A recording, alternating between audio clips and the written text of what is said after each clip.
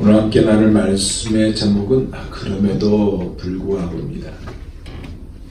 오늘 우리가 읽은 말씀은 예수님의 탄생에 관한 이야기를 담고 있습니다. 그리고 수태고지 이후에 일어난 일입니다. 여러분, 예수님의 탄생은 성경에서 우리가 만나게 되는 아주 놀랍고 예상을 초월한 기적적인 임신과 출산에 대한 최고봉이라고 할 수 있습니다. 성경은 아주 놀랍고 예상을 초월한 기적적인 임신과 출산에 대해서 소개가 되고 있는 것이 많이 있는데, 우리가 이것을 읽을 때마다 하나님의 역사에 대해서 찬양을 안 할 수가 없습니다.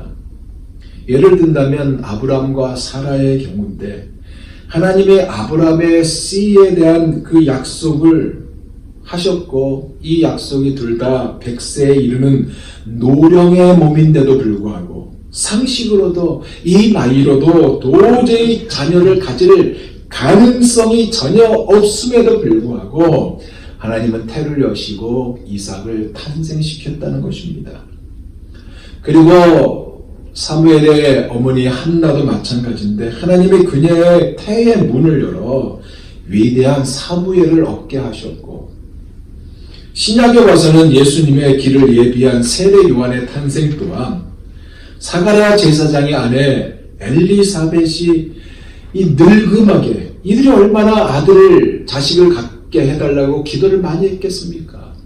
그래도 자식이 없는데 이 늙음하게 하나님의 역사로 말미암아 세례 요한, 즉 자식을 낳았다는 이 사실은, 이런 모든 것을 다 볼 때마다 다 하나같이 오랫동안 자녀를 낳지 못했지만 하나님의 특별한 이 탄생에 대한 간섭이 이 탄생의 놀라운 역사가 되었다는 것입니다. 그리고 앞에 제가 거론했듯이 최고봉은 바로 예수 그리스도의 탄생이에요.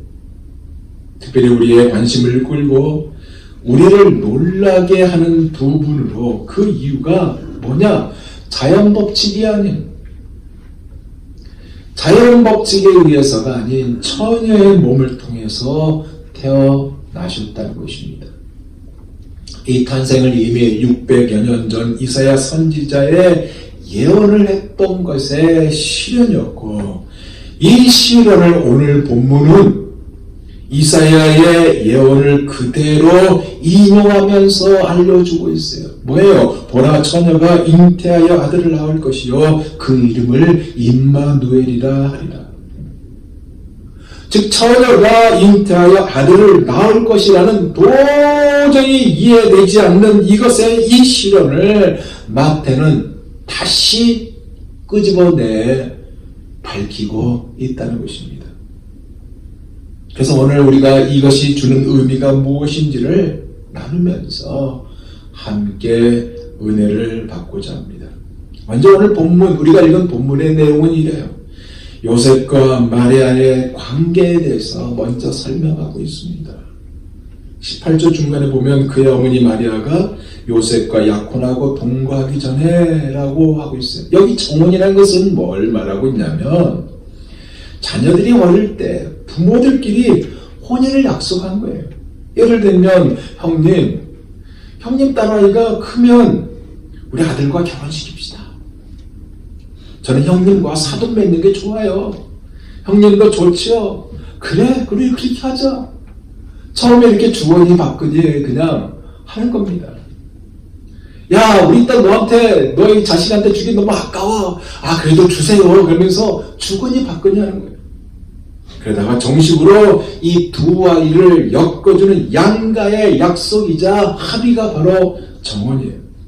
그리고 16세가 넘어가면요, 부모의 허락을 받아 언제든지 동거를 할 수 있습니다. 그렇지만 성경에 보니까 뭐예요? 이들은 정혼만 했지 동거도 하지 않은 상태였다. 그렇게 얘기하고 있습니다.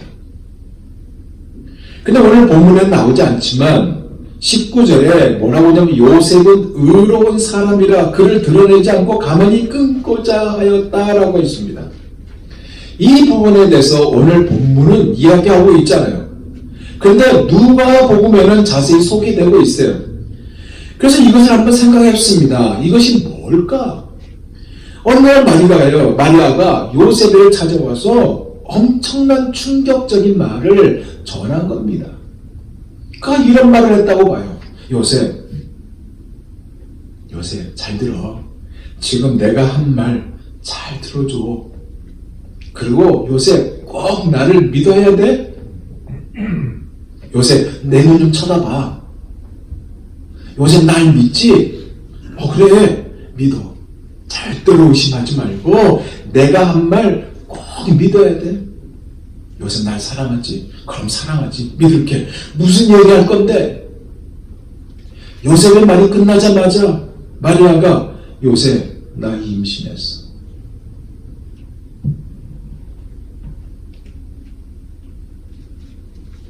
이 말에 정원한 상태요. 동거만을 기다리면서 이제 정식 부부로 시작하는 것만 남았는데 거의 매일 데이트하면서 사랑하는 마음으로 가득했는데 쓸데가 없는 가지고 얘기해도 막 깔깔깔 웃고 즐겁게 지냈는데 이제 나 임신했어 그 말에 하늘이 무너지는 충격을 받았고 그 말에 요셉 얼굴이 굳어졌어요. 이 굳어진 요셉의 얼굴을 바라보면서 마리아가 자신에게 닥친 이야기를 하니까 마태는 아주 간단하게 가만히 끊고자 하여 라는 글귀로 쓰고 있습니다. 하지만 누가복음 1장 26절에서 38절에는 길게 소개하고 있어요. 이런 내용이에요. 갑자기 가브리엘 천사가 나타났어. 느닷없이 성령이 내게 임하셔서 성령의 능력이 너를 덮는다. 내가 하나님의 아들을 잉태할 것이고 그 아들이 태어나면 다윗의 뒤를 이어받을 만왕의 왕이 될 것이다. 엄청난 이야기를 그가 하였어. 요새 나는 너무너무 놀랐어. 무서웠고 남자가 아직 모르는데요 라고 말을 했는데 결혼을 안 했는데 어떻게 이런 일이 있겠습니까? 라고 말을 했는데 그런데 천사가 말하기를 성령이 너에게 임하시면 내가 잉태해서 하나님의 아들을 낳는다는 거야. 이것을 너무나 확실하게 이야기하는 거야. 그래서 내가 뭐라고 하는지 알아? 하나님의 뜻이라면 그렇게 되게 해달라고 허락했는데 얼마 지나지 않아서 정말로 임신해버렸어. 요셉은 내 말을 믿을 수 있어? 이 말에 요셉이 고민했을 거 아니에요. 그 요셉의 고민이 바로 드러내지 아니하고 가만히 끊고자 하여 충격이 가시지 않았을 거 아니에요. 일을 어떻게 하지? 틀림없이 마리아가 실수한 것 같은데 저 사랑하는 마리아가 이 사실로 인해서 동네에 알려지면 율법대로 돌에 맞아 죽을 텐데 어떻게 하지? 힘들지만 조용히 마리아와의 관계를 끊어야 되지 않을까? 이거예요. 마치 MBTI의 I형이 아닐까? I형이 뭔지 아세요? 여러분 식당에서 김치찌개를 시켰는데 주인이 잘못해서 청국장을 내어왔어요. 보통 일반 같으면 아니 주인장 왜 김치찌개인데 청국장을 왜 와요? 그러면서 따질 텐데 I형은 그냥 먹어. 그냥 먹는 형이에요. 어쩌면 요셉이 이 I형이 아니었을까? 속으로 끙끙 하는 겁니다.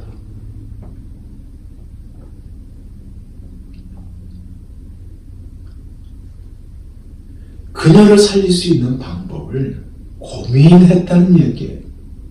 그런데 그에게 그날 밤 하나님의 천사가 요셉에게 나타났어요. 하나님께서 천사를 요셉에게 보낸 거죠. 그리고 이 사실을 가르쳐 주었어요.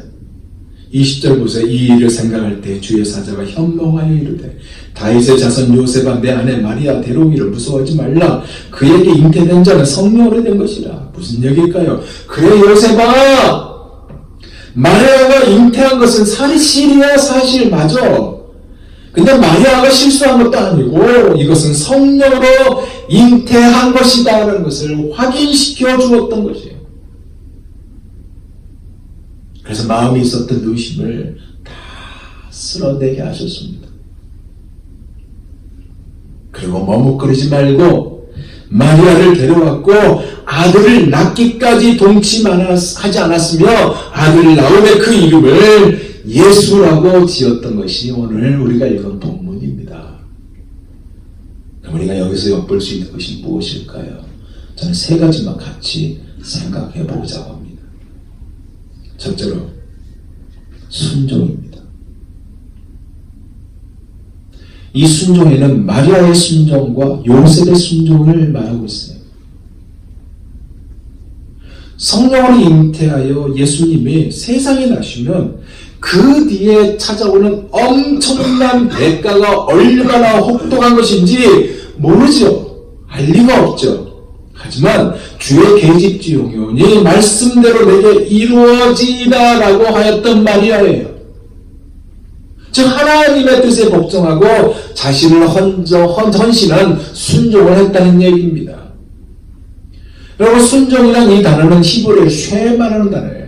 이 의미가 뭐냐면 듣다, 청종하다, 우의하다, 관심을 가지다, 듣는 것을 이해하다, 복종하다. 즉 주의 깊게 들었고 그 명령에 경청하여 따랐다.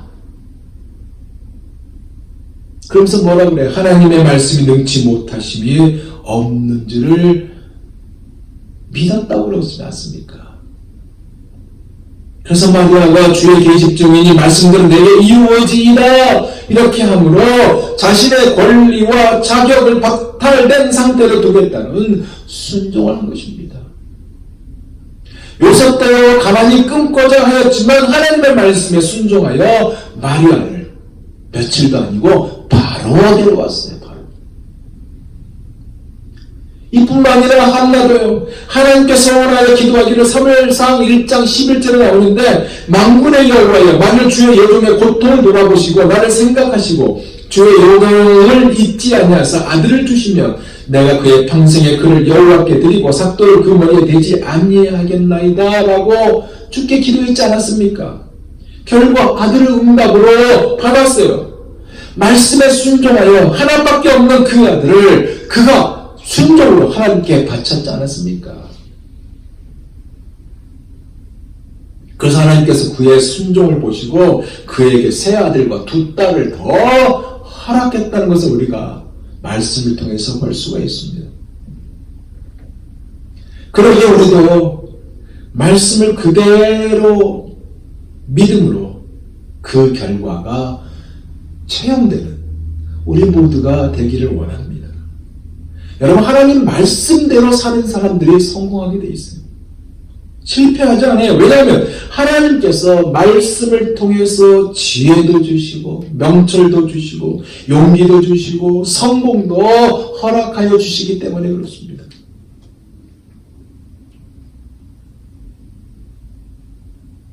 여러분 매번 아침에 일어날 때마다 하나님 앞에 이렇게 기도해 보세요. 하나님 오늘 하루를 주님께 맡깁니다. 하나님 말씀대로 살기를 원합니다. 그랬을 때 하나님이 여러분과 함께 동행하는 것을 여러분이 피부로 느끼게 될 것이고 여러분이 저녁에 침상에 들어갈 때 한번 생각해 보세요. 오늘 어떻게 하나님이 역사하셨는지 그런 것들을 많이 경험하게 되는 것을 여러분이 체험하게 돼요. 하나님께서 우리의 형편을 아세요. 그리고 순종한 자에게요 더 풍족하게 응답하여 주시고 역사하여 주십니다. 그래서 19세기 미국의 시인 조엘 발로이가 이런 말을 했어요. 들어보세요. 가장 어렵고 가장 힘들 때 순종하면 큰 축복을 받는다. 어려울 때일수록 힘들 때일수록 하나님 앞에 더욱 순종함으로 하나님의 모든 역사를 경험하는 사랑하는 모두가 다 되시길 예수 그리스도 이름으로 축원드립니다. 두 번째는 뭐냐? 그럼에도 불구하고입니다. 이 말은 바꿔 말하면 주님이 왜 오셨을까? 이 얘기예요. 주님이 왜 오셔야만 했을까? 이 얘기입니다. 그 원인의 하나는 뭐냐? 하나님을 알게 하기 위해서, 우리가 하나님을 알게 하기 위해서 오셨다는 겁니다. 무한의 하나님이신 예수님이요, 하나님을 알게 하기 위해서 인간의 유한 속에 갇힌 것입니다. 인간은요, 하나님을 알 수가 없어요. 이사야 45장 15절에서 표현되고 있듯이 하나님은 숨어 계시는 하나님입니다. 그래서 당신이 자신을 계시하지 않고는 하나님을 알 길이 없기 때문에 하나님을 알도록 오셨어요. 그래서 주님이 이런 말을 했잖아요. 나로 말미암지 않고는 하나님을 알 수 없다고 그렇게 말씀하셨잖아요. 그래서 하나님을 알 수 있고 하나님을 만날 수 있도록 하기 위해서 오신 것입니다. 즉 우리에게 임마누엘 하시려고 초자연적인 방법으로 오신 거예요. 천지 만물을 창조하신 하나님이 처녀의 몸을 빌려 자기 아들을 이 세상에 구주로 보내셨고 당신께서 만드신 자연 법칙을 무시한 방법으로 오셨어요. 자연 법칙이 뭐예요? 암수가 결합을 해서 새끼를 낳는 것이 자연 법칙이잖아요. 남녀가 결합해서 한 생명을 이 세상에 태어나게 한 것이 자연 법칙 아닙니까? 이 법칙에 예외는 전혀 없었지만 하나님은 자기가 친히 사람이 되어 세상에 오셨고 우리와 함께 하시려고 그렇게 하셨어요. 그래서 C.S. 루이스가 이런 말을 했습니다. 단 한 번 자기가 사람이 되는 신비로운 목적을 하기 위해서 생명 창조의 도구라고 하는 남자의 역할을 하나님의 옆으로 제쳐놓고 대신 자기의 손가락을 처녀 마리아에 대해서 임신하게 하였다. 즉 하나님께서 단 한 번 자연의 거대한 장갑을 자기 손에서 벗어버리고 맨손으로 마리아에게 손을 대셔서 오셨다 그 얘기예요. 왜요? 바로 임마누엘 은혜 때문에 우리와 함께 하시려. 바로 처녀가 잉태하여 아들을 낳을 것이요 그 이름은 임마누엘이라 하리라 하셨으니 이를 번역한즉 하나님이 우리와 함께 계시다 함이라 라고 오늘 본문 23절에서 말하고 있듯이 멀리 계시던 하나님, 멀리 계시는 것처럼 보이던 하나님께서 우리 가까이 오셨고요.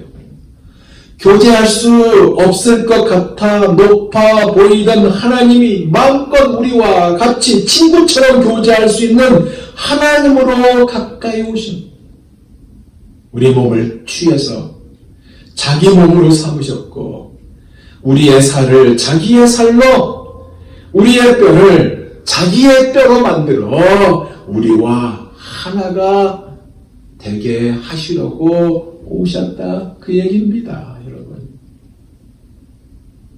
세 번째는 뭐냐? 죄사함을 받게 하시려고 오셨다는 겁니다. 즉 속죄형의 은혜예요. 십자가에 죽으시려고 오셨다는 얘기입니다.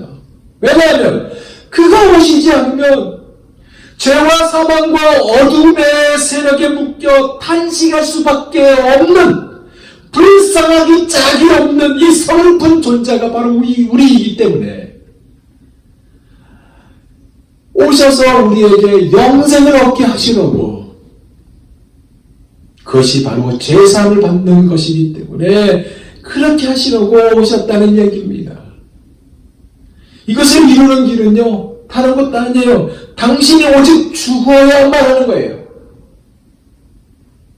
우리가 아까 불렀던 찬양처럼 이 세상 가장 아름다운 순종의 눈물, 온 세상 다시 빛나게 한 생명의 눈물, 그가 이 땅에 오신 이유 죽어야 살게 되고 저야만 승리하는 놀랍고 영원한 신비, 지으신 그대로 태초에 에덴 동산 하나님의 죄를 범하지 않는 그 온전한 그대로 회복시키기 위해서 우리의 창조주 그리스도 예수 그리스도가 십자가의 길로 가심으로 아버지의 뜻을 이루셨다. 그래서 예수님은 뭐라고 그랬어요? 자신이 떠나는 것이 너희에게 유익이라고 하셨잖아요. 제자들에게. 왜 그렇게 하세요? 요한복음 3장 16절 말씀 그대로. 하나님의 세상을 이처럼 사랑하사 독생자 즉 예수 그리스도를 주셨으니 이는 저를 믿는 자마다 멸망치 않고 영생을 얻게 하려 하십니다. 인간인 우리를 너무나 사랑하셨기 때문에 아니 나를 너무나 사랑하셨기 때문에 그 아들을 보내어 십자가에서 모든 피를 흘려 돌아가시도록 하기 위해서 오셨다 그 얘기입니다. 이제 말씀을 마무리하고자 합니다. 여러분 12월에는 성탄의 달입니다. 성탄의 달에는 영원한 생명을 위해 하나님이 오신 것을 기념하는 성탄절이 들어있는 달입니다. 우리가 매년 맞이하는 성탄절이에요. 그렇지만 올해 성탄은 우리가 사는 이 문제는 먹고 사는 문제도 있겠지만 우리가 가지고 있는 이 문제 우리 인간으로는 해결할 수 없는 그 문제를 친히 하나님께서 해결하시기 위해 오셨다는 이 사실을 다시 한번 깨닫는 12월의 성탄절을 맞이하는 우리가 되기를 원합니다.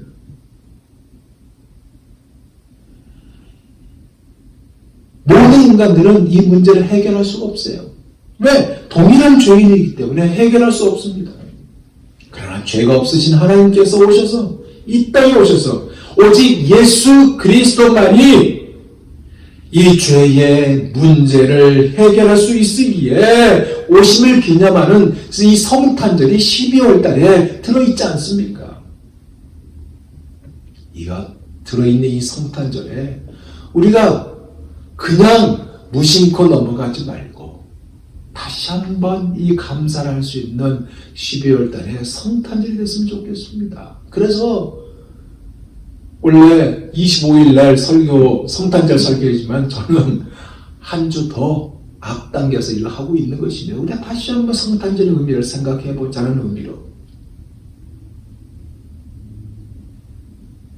이 12월 달은 또한 세례 요한이 예수님을 바라보고 보라 세상 죄를 지고 하는 하나님의 어린 양이로다 라고 외쳤던 분명한 이유가 담긴 달이 12월 달이에요. 그리고 디모데전서 1장 15절에 말씀하고 있는 그대로 그리스도 예수께서 죄인을 구원하시려고 세상에 임하셨다 라고 하심에 밝힌 달이 12월 달 성탄절이 들어있는 이 달이에요. 사랑하는 여러분, 예수 그리스도는 우리의 죄를 위해서 세상에 오신 속죄의 양입니다. 죄를 위해서 제사를 지낼 때 필요한 제물이 되셨어요. 오늘 본문 21절에 밝히고 있듯이 아들을 낳으리니 이름을 예수라 이는 그가 자기 백성을 저희 죄에서 구원하실 자이심이라 하신 것입니다. 왜 그럼에도 불구할까일까요? 왜 그럼에도 불구할까일까요? 우리가 죄사함을 받고 하나님의 아들이 되도록 하려고 죄로 인해서 폐허가 된 온 세상을 자신과 함께 들어 올리기 위해서 죄로 인하여 저주받은 이 세상을 구원하기 위해서 친히 죄 많은 이 세상 밑으로 내려오신 것이고요.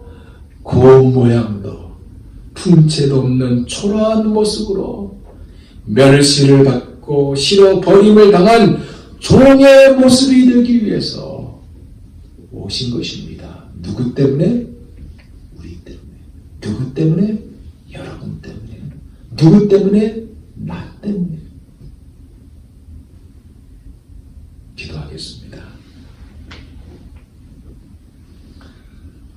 하나님 아버지, 예수님을 우리에게 주심을 감사합니다. 동정녀 마리아에게서 태어나신 그 이유가 예수님을 통해서 임마누엘의 하나님을 알게 하시는 것이었고, 그 하나님과 더불어 세상에 살게 해주신 것이었습니다. 그뿐만 아니라 예수님의 세상에 오심으로 우리 죄를 위한 어린 양이 되게 하시고, 예수님을 통해서 우리의 모든 허물과 죄가 용서를 받아 영광스러운 하나님의 자녀가 되게 하여 주심을 또한 감사합니다. 이것을 누리게 되는 12월달 되게 하여 주옵시고, 성탄이 되게 하여 주옵시고, 예수 그리스도를 우리에게 구주로 주신 하나님 앞에 경배와 찬양을 드리는 이번 성탄절이 되게 하여 주옵소서. 예수님 이름으로 기도하옵나이다. 아멘.